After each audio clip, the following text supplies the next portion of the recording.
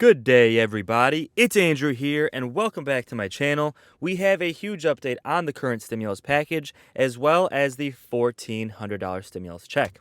Well, let's talk about when we could expect to have $1,400 stimulus checks be sent, based off of all of the research I've done and everything currently happening in Congress. We're going to cover the physical stimulus plan, which was just approved, as well as the budget reconciliation bill, also known as the Build Back Better Act, also known as the stimulus check package. So a lot of details to come here, including a timeline as to when you could likely expect to see these payments sent. So let's discuss the details in this video, but before we do, don't forget to like this video and subscribe.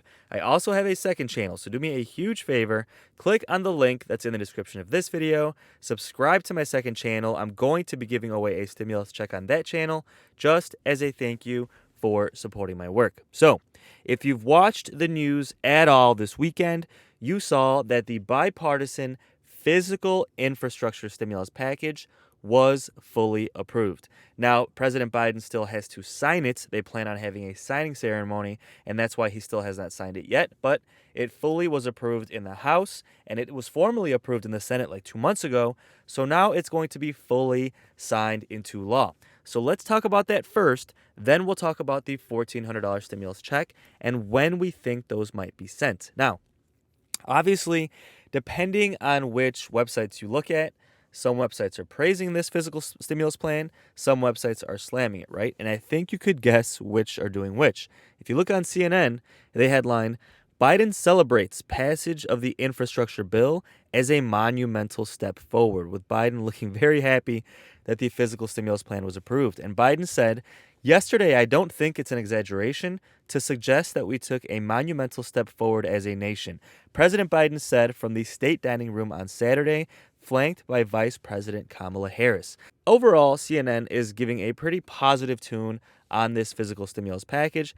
But if you look at Fox News, they are slamming the stimulus package. First of all, saying that it's going to cause inflation, saying that it's going to lead to taxing the middle class down the road.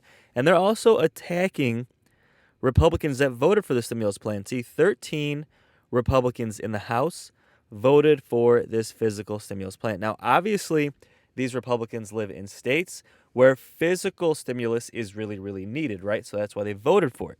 But now Fox News is slamming them for essentially helping Democrats get this done.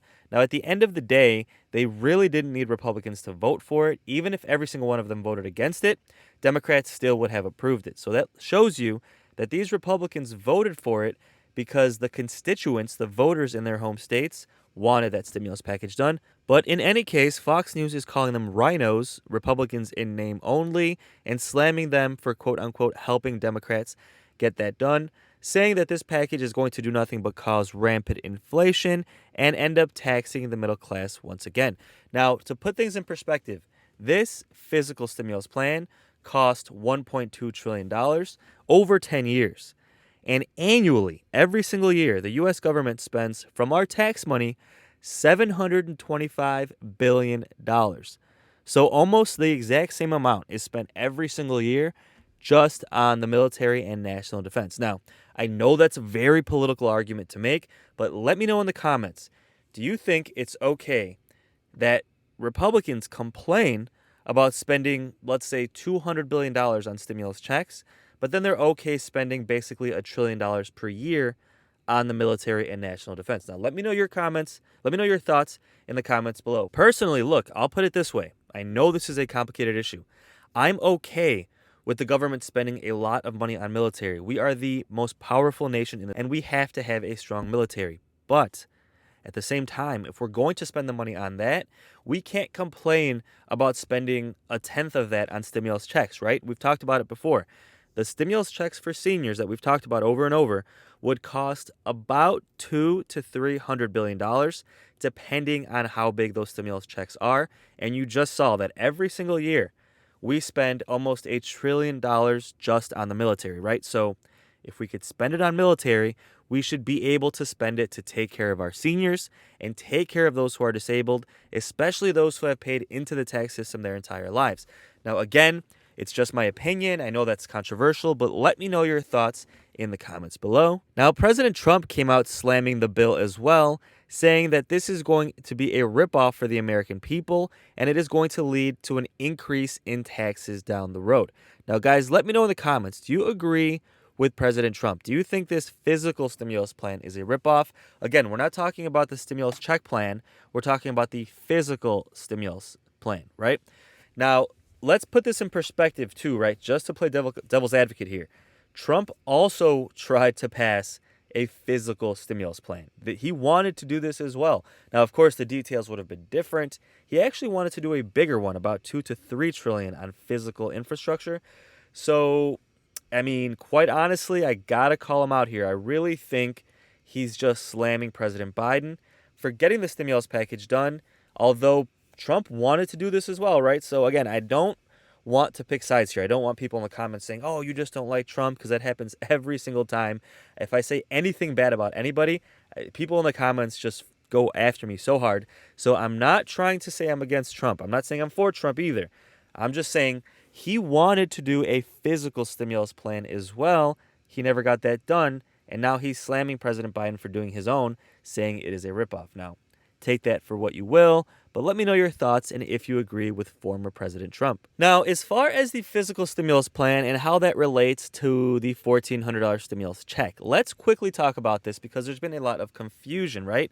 There's a lot of people online, there's a lot of articles and YouTube channels saying, hey, these checks have been approved. These stimulus packages have passed. Now, a lot of that is true. The stimulus check was approved and it did fully pass. The physical stimulus plan.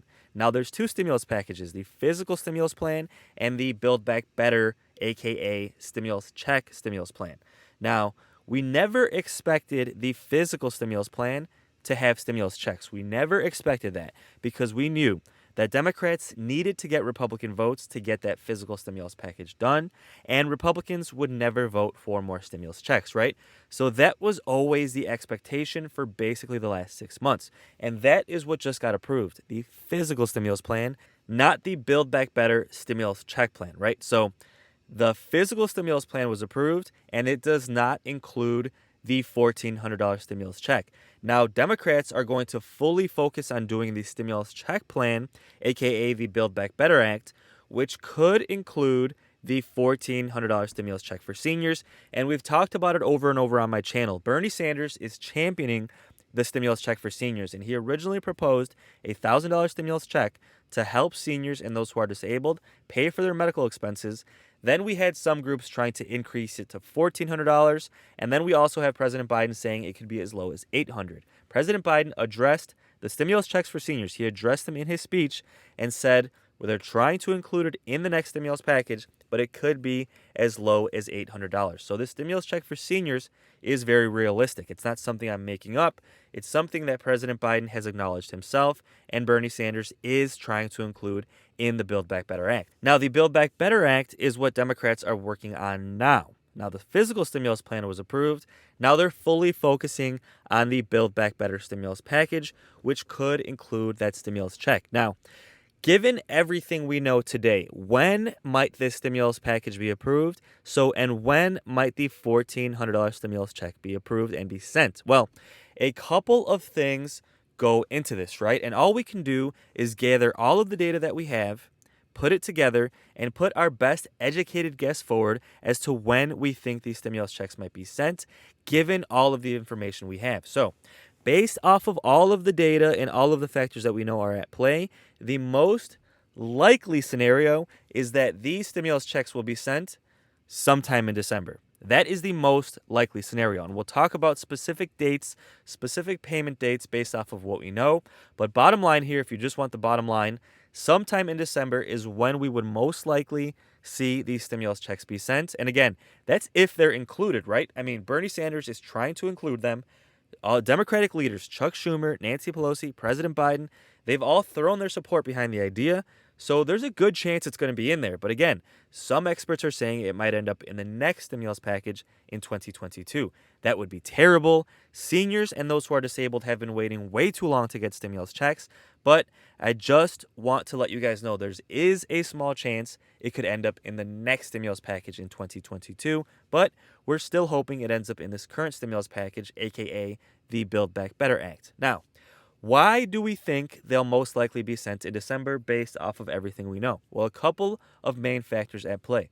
First of all, is the debt ceiling crisis, something you haven't heard much about for a couple of weeks, but something that was a huge issue just about a month ago. Well, if you remember, the solution for that was a short term solution, and Mitch McConnell allowed Democrats to extend the federal budget and the funding for the federal government until about December 3rd. Now, that is not an exact date. That is an estimation that Treasury Secretary Janet Yellen made as to when those additional funds will run out.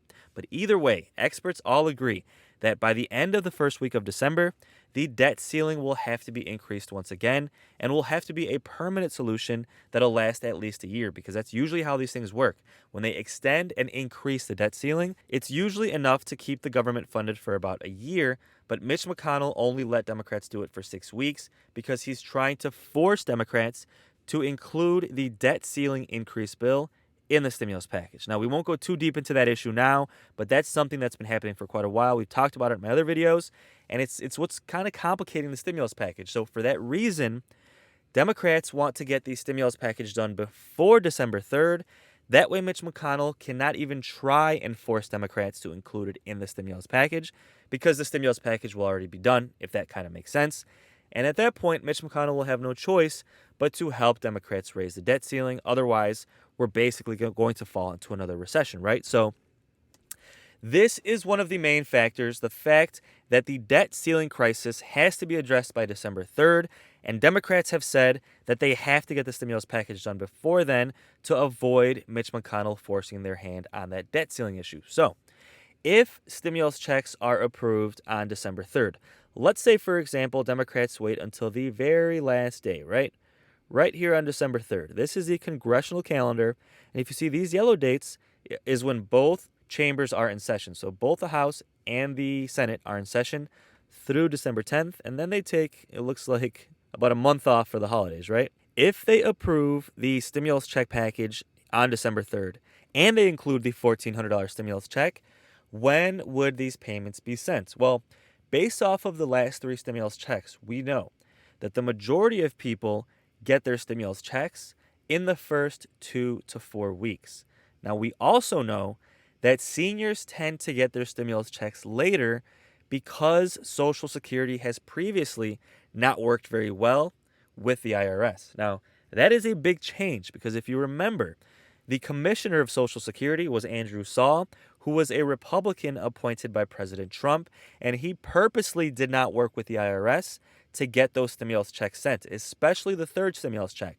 If you remember, once President Biden was in office, that was when the third stimulus check was sent, and seniors got their stimulus check last. Completely ridiculous. They got their stimulus checks like 1 to 2 months after everybody else because Commissioner Andrew Saul was playing political games and trying to make President Biden look bad, but really all he was doing was hurting seniors and hurting those who are disabled on SSI and SSDI. Well, that is no longer an issue here. President Biden fired Commissioner Andrew Saul. He is no longer in place, and now we have a more Democratic advocate who is currently in place as commissioner of SSA. He's a temporary commissioner, so he's not really there long term as of now, but he is advocating for seniors. So we can expect, if the stimulus checks are approved, seniors should get them as quickly as everybody else. At least that's the expectation, given the fact that we have new leadership in place at the Social Security Administration. So if these checks are approved on December 3rd, we would expect the majority of seniors, again, the majority, some people will get them later, but we expect the majority of seniors to get them in the first 2 to 4 weeks. Some as soon as the first 7 days, but that would be the small majority of people, right? It seems like if we kind of estimate the percentage of people who get their stimulus checks sooner, it seems like about 25% of people get their stimulus checks in the first week. Then every single week we usually get about 20% more, right? So we'll get 25% of people will get their checks by the next week, December 10th. Then we'll get another 20% by December 17th, another 20% by Christmas, and so forth, right? So the majority of people we would expect to have their checks by Christmas, December 24th. We would expect about 75% of people to get their stimulus checks by Christmas. So that would be a really good Christmas gift, right? But then that would still leave 25% of people who for some reason always get their stimulus checks later. And those people would hopefully get theirs by the end of December, by New Year, or in the first 2 weeks of January. And then, of course, there's always 5 to 10% of people who get their stimulus checks much later and wouldn't get them until the end of January or even sometimes February, right? But for the majority of people, if stimulus checks are approved on December 3rd, we would expect people to get them the second, third, and fourth week of December. The majority of people would get their stimulus checks in these 3 weeks here. And if I had to guess, if I had to give you a date to count on, just broadly speaking, I would say the middle of December, December 15th. By then, probably about half of people would get their stimulus checks. So that's kind of a date to put on your calendar. But guys, all of this is still up in the air. Again, Bernie Sanders is trying to include at least a $1,000 stimulus check. The Senior Citizens League wants to increase it to $1,400, and then President Biden said it could be as low as $800. Then some experts have said this stimulus check could actually be pushed off and be put in the next stimulus package in 2022. So there's a lot up in the air here, so please subscribe. I will keep you updated as things develop. But this factor, when it comes to the debt ceiling, currently is the biggest factor that could get stimulus checks approved more quickly, as Treasury Secretary Janet Yellen herself said that if the debt ceiling is not increased in time, we will fall into a recession, right? And Democrats have made it clear they have to get the stimulus package done before the debt ceiling issue is addressed. Otherwise, Mitch McConnell is going to force them to include the debt ceiling bill in the stimulus package. And for various reasons, they don't want to do that. I won't go too deep into the reasons why in this video, but they really want to avoid that. So, Janet Yellen recently gave an interview talking about the debt ceiling crisis and the fact that if they don't address the issue, we could fall into a recession, and she is firmly putting the pressure on Nancy Pelosi and Chuck Schumer to get this issue solved before the debt ceiling issue hits once again. So let's take a look, see what Janet Yellen had to say, and let me know your thoughts in the comments below. You know, it's really up to Speaker Pelosi and Leader Schumer to figure out how to get this done in Congress. What I can tell you is that it's utterly essential that this be done. We will be out of extraordinary measures, have limited cash, and likely to exhaust it very quickly. It would be catastrophic to not pay the government's bills, for us to be in a position where we lack the resources to pay the government's bills. It really undermines confidence in the full faith and credit of the United States, our willingness to stand behind our debts and make sure that we pay them.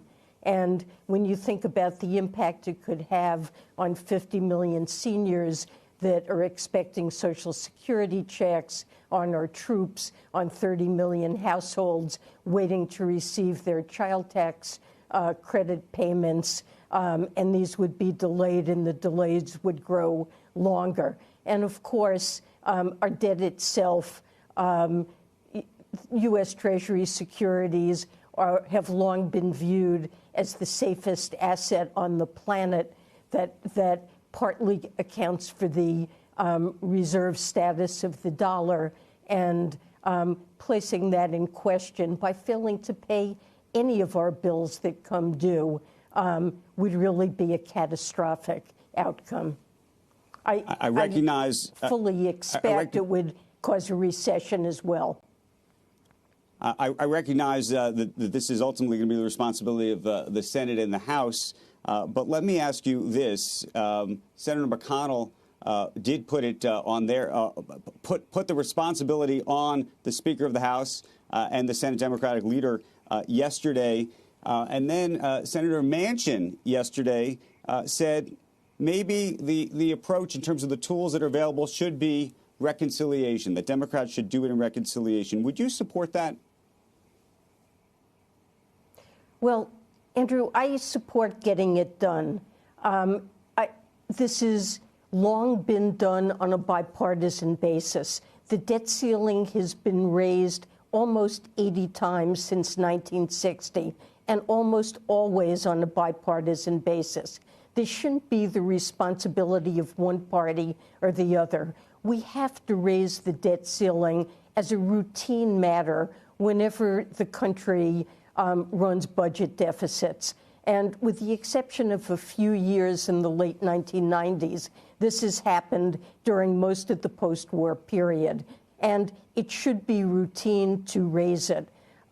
When bills are passed and tax policy is put in place, that's the right time to debate what the fiscal policy of this country should be. And we have those debates. But once decisions are made, we have to pay the bills that come from those decisions. And so to place an arbitrary ceiling on our debt and to create periodic crises, manufactured crises that really place our economy and our financial system at risk, especially now that we're recovering from the pandemic in a fragile way. I consider this irresponsible. I believe that both parties have a responsibility to get this done, and it's really up to the Congress to decide how to manage it, but I believe it must be done.